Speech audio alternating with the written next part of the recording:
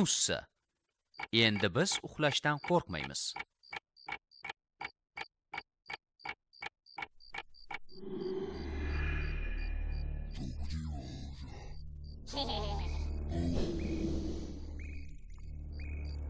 Bu nima bo'ldi?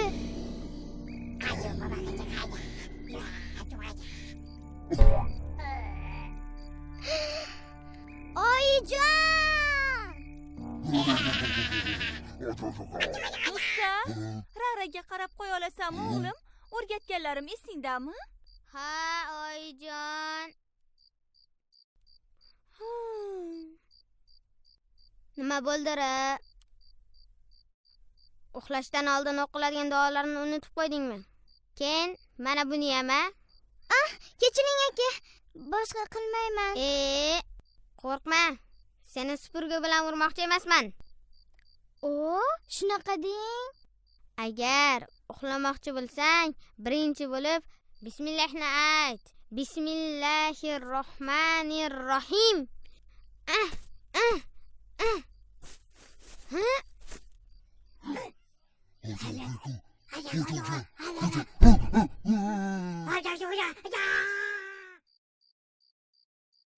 Alhamdulillah. O'ynab charchaganimdan derazani yopishni unutibman. Ikkinchidan, tahorat.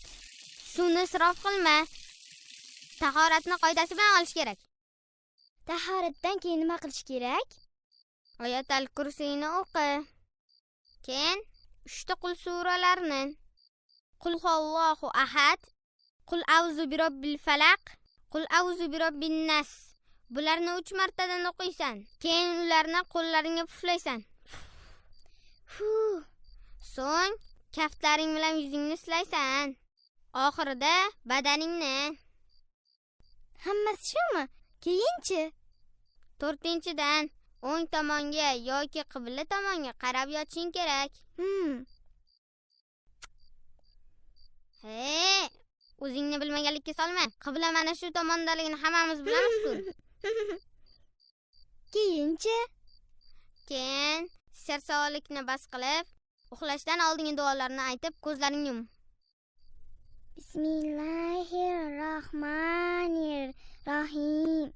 Bismika Allohumma amutu va ahya. Amin. Xo'sh, keyinchi? Voy. Akam uxlab qolibdi-yu.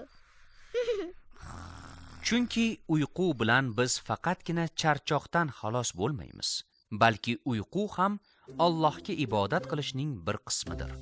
Ushbu multfilm Porloq media buyurtmasiga ko'ra Registon telekanali uchun o'zbek tiliga o'girildi. E'tiboringiz uchun rahmat.